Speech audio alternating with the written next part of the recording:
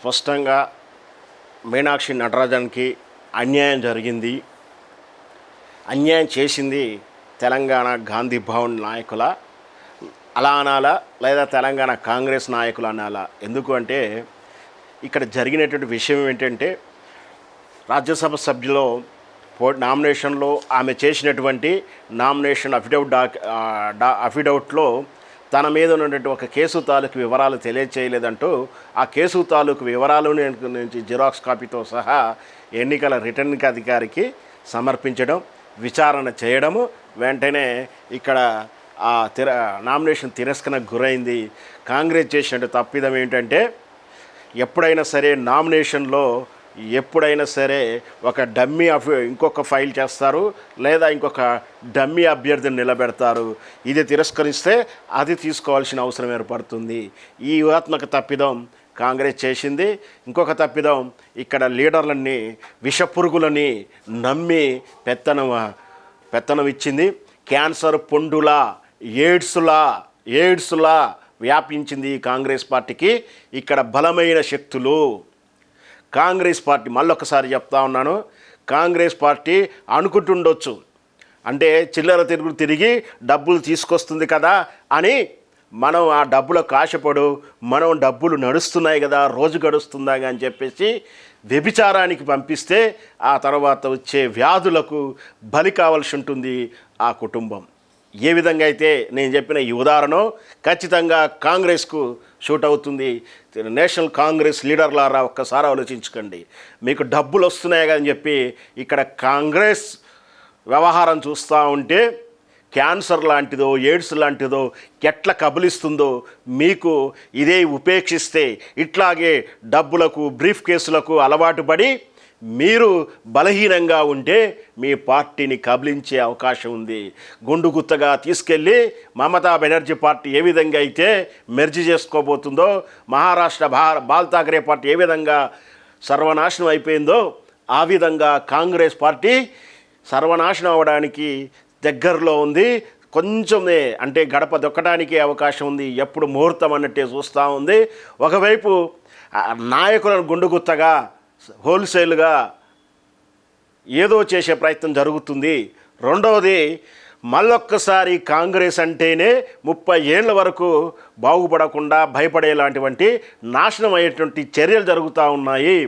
ఎందుకు జరుగుతున్నాయో కేవలం మీరు మూటలకు బ్రీఫ్ కేసులకు అలవాటు పడి ఈ విధంగా ద్రోహులను ప్రోత్సహిస్తూ ఉన్నారు. ఖచ్చితంగా ఇక్కడ ప్రధానంగా మన మీనాక్షి నటరాజన్ గారికి తెలంగాణ ఇన్ఛార్జ్ వచ్చిన కానించి ఇక్కడ అధిష్టానానికి ఇక్కడ ఉన్నటువంటి నాయకులకు పాలకులకు కొరకరాని కొయ్యగా తయారైంది. ఈమెకు బిస్కెట్లు వేస్తేనో ఇంకేది వేస్తేనో వగ్గేటువంటి క్యారెక్టర్ కాదు ఈమె. నిఖార్స్ అయినటువంటి గాంధేయవాది, నిఖార్స్ అయినటువంటి నాయకురాలు, ఎవరి బిస్కెట్లకు ఎవరి తలవంపులకు తలవంచినటువంటి నిఖార్సైన నాయకురాలు. అందుకే ఈమె కొరకరాని కొయ్యగా అయిపోయింది. వాళ్ళొక వైపు లిస్టులు తయారు చేస్తే ఎమ్మెల్సీ టికెట్లు కానీ, కార్పొరేషన్ సీట్లు కానీ, నామినేట్ సీట్లు కానీ ఇవన్నీ కూడా కేవలం ప్రతిపాధారంగా కార్యకర్తల సేవాధారంగా టికెట్లు ఇవ్వాలని చెప్పి ఈవిడ గారు ఇక్కడి పాలకులు కొరకరాని కొయ్యగా తయారైంది. స్పష్టంగా చెప్పొచ్చు, ఇక్కడ రేవంత్ రెడ్డి గారికి కొరకరాని కొయ్యగా తయారైంది. కాబట్టి ఆయనకు పడలేదని చెప్పి గాంధీ భవన్లో గుసగుసలు. కాబట్టి ఈమెకు దెబ్బ కొట్టాల్సిన టైం వచ్చినప్పుడు దెబ్బ కొట్టారు. ఈ దెబ్బ కొట్టడంలో ఉప్పందించిన వాళ్ళు ఎవరు అనేది ఇప్పుడు విచారణ జరగాల్సిందే. ఖచ్చితంగా ఈమె ఏదైతే చేసిందో దానికి ప్రతిఫలాన్ని రిటర్న్ గిఫ్ట్ ఇస్తానని చెప్పేసి ఇప్పుడు రిటర్న్ గిఫ్ట్ ఇచ్చేశారా అని చెప్పేసి అనుకుంటూ ఉన్నారు గాంధీ భవన్లో. అంటే ఇక్కడ ఏంటి, ఈమె మీద ఉన్న కేసు తాలూకు వివరాలు ఏంటంటే, ఒక్కసారి గతంలో ఎవరో ఒకరు వీళ్ళ నాయకుల్లో శ్రీలక్ష్మి అనుకుంటా, ఎవరు మీరే ఏఐసిసి రాష్ట్ర ఇన్ఛార్జి మీనాక్షి నటరాజన్ రాజ్యసభ నామినేషన్ తిరస్కరణ వ్యవహారంలో దేశవ్యాప్తంగా చర్చకు దారితీసింది. ఈ వ్యవహారం తెలంగాణలో ముడిపడి ఉండడంతో కేసు ఏమిటి అనేది ఆసక్తికరంగా మారింది. వాస్తవంగా న్యాయస్థానంలో దాఖలైన ఒక పిటిషన్ సంబంధించిన ఆమెకు సమన్లు మాత్రమే జారయ్యాయి. అంటే ఒక కేసు, ఏ కేసు అంటే అది తనను వేధించిన కుంభం శివకుమార్ రెడ్డి మే 22 తారీఖున పంజగుట్లో ఒక కేసు, ఈ బెంగళూరులో ఒక కేసు నమోదైంది. అంటే ఒక హైదరాబాదుకు చెందినటువంటి ఒక మహిళ, అదే పార్టీ కాంగ్రెస్ పార్టీ కార్యకర్త, మహిళా కార్యకర్త తన పై నాయకుడైనటువంటి కుంభం శివకుమార్ రెడ్డి లైంగిక వేధించాడని ఒక కేసు దాఖలు చేశారు. అయితే ఈ విషయాన్ని ఆ రోజుల్లో పోలీస్ స్టేషన్లు చుట్టూ తిరిగినా కేసు ఒక దబ్బిన కేసు బుక్ కాకపోవడం, మరియు క్రమశిక్షణ కమిటీకి కాంగ్రెస్కు ఫిర్యాదు చేసిన ఆనాడు ఈమెకు ముందున్నట్టు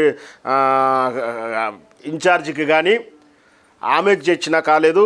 మళ్ళీ ఇదే నటరాజన్ గారికి కూడా ఫిర్యాదు చేస్తే దాని మీద చర్యలు జరగలేదు, నిర్లక్ష్యం చేశారంటూ నాకు అన్యాయం జరిగిందంటూ ఒక కాంగ్రెస్ మహిళా కార్యకర్త వెళ్ళి కోర్టును ఆశ్రయించింది.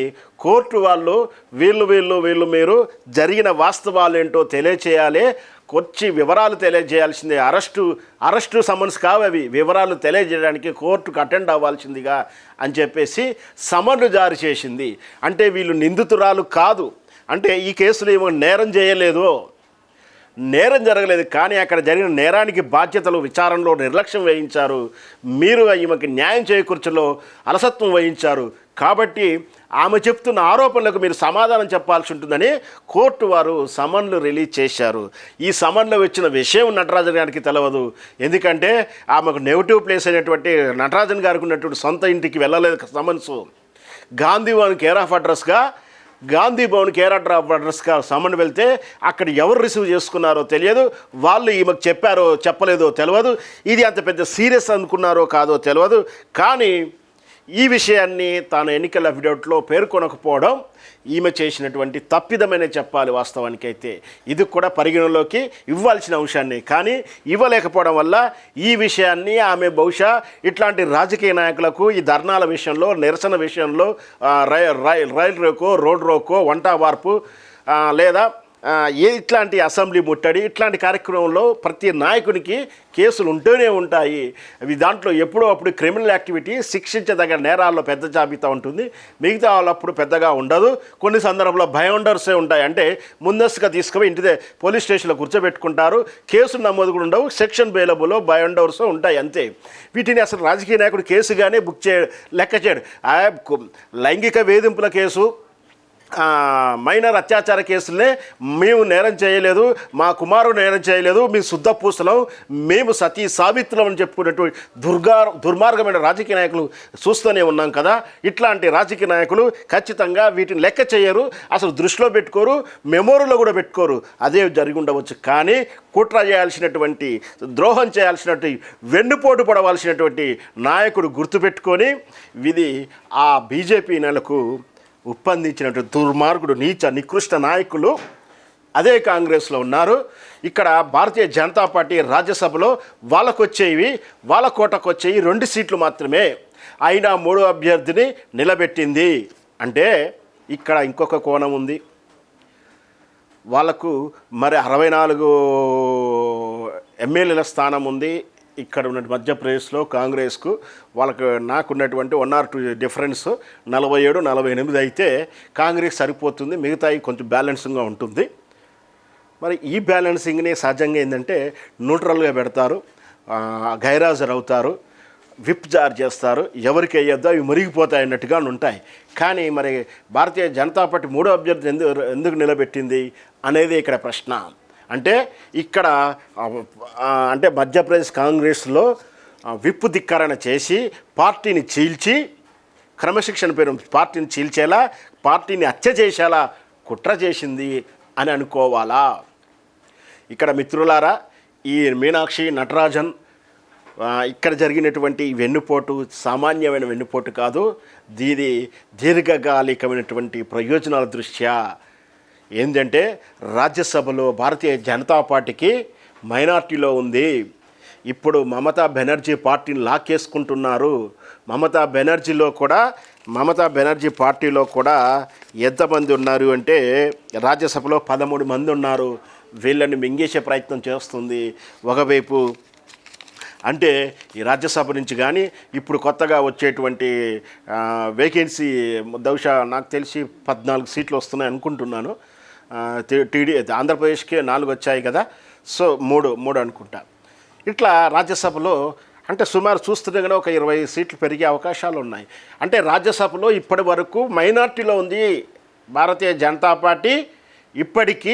ఇప్పటికీ మైనార్టీలో ఉంది.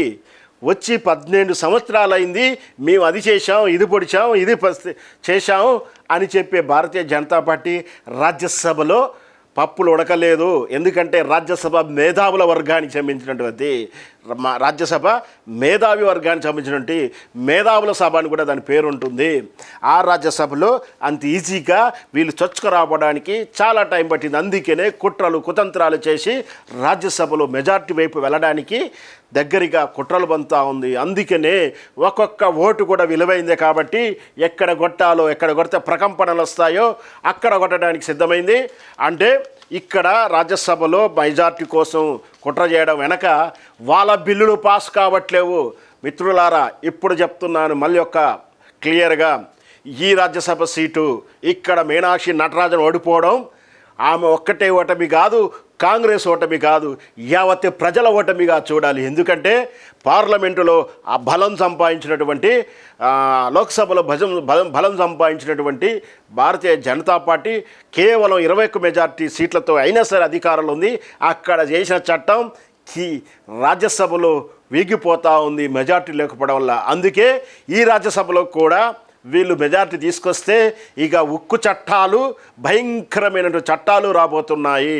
అవి ఏమిటంటే రేపు ఈ డీలిమిటేషన్ చట్టం వస్తుంది. యావత్ సౌత్ ఇండియాకు నాశనం అయిపోయేటువంటి అవకాశాలు ఉన్నాయి. మహిళా బిల్లులు వస్తున్నాయి. మహిళా బిల్లు సాధించుకోవడానికి మహిళల్నే బలి పెట్టినటువంటి దుర్మార్గ వ్యవస్థ భారతీయ జనతా పార్టీ వ్యవస్థ అని చెప్పొచ్చు. అంటే ఇక్కడ ఈవెనని నటరాజన్ కానీ హత్య చేయడం అంటే అది దుర్మార్గమైనటువంటి కుట్రనే చెప్పాలి. రాజకీయంగా హత్య చేసి వాళ్ళు ఎదగాలని చూస్తున్నటువంటి విధానం. అంటే మహిళను తొక్కి మహిళ మించి ఎదిగి మహిళా చట్టం చేస్తాడట నరేంద్ర మోడీ గారు. సిగ్గనిపిస్తుందా లేదా అని ఒకసారి ఆలోచించాలి. ఇది మామూలు కాదు. మళ్ళీ క్లుప్తంగా చెప్తున్నాను మిత్రులారా, నటరాజన్ గారి ఓటమి సామాన్యమైన ఓటమి కాదు. దీని వెనక దీర్ఘకాలిక ప్రయోజనం, దీర్ఘకాలికంగా భయంకరమైన విధ్వంసానికి రచన చేయబడింది. అది ఈమె ఓడగొట్టడం ద్వారా కాంగ్రెస్లో విచ్ఛిన్నం చేయడము, రెండోది రాజ్యసభలో మెజార్టీ దిశగా వెళ్ళడం, ఉక్కు చట్టాలను భయంకరమైనటువంటి మనువాద చట్టాలను అమలు చేసే ప్రయత్నానికి భాగంగా ఈ రాజ్యసభను ఎన్నికలను వేదికగా చేసుకున్నటువంటి రాక్షస క్రీడ ఈ నరేంద్ర మోడీ గారి క్రీడ. దీంట్లో పావుగా మారిన వారి దుర్మార్గులు ఎవరంటే కాంగ్రెస్, తెలంగాణ కాంగ్రెస్ నాయకులు. ఈ విషయాన్ని వాళ్ళకు ఉప్పందించి మరి ఈరోజు ఎంత దుర్మానానికి వడిగట్టారో మనం చూస్తూ ఉన్నాం. ఖచ్చితంగా దీనికి మూల్యం కాంగ్రెస్ భవన్కి చెల్లించదో తెలియదు, కానీ ఈ సమాజం మూల్యం చెల్లించుకోవడానికి నష్టపోవడానికి సిద్ధం కావాల్సిన పరిస్థితులు వచ్చాయి. ఉక్కు చట్టాలు రాబోతున్నాయి. మరి చాలా ప్రమాదకరమైన చట్టాలు. దాన్ని ఎలా ఎదుర్కోవాలో ఏమిటో మీరే ఆలోచించండి.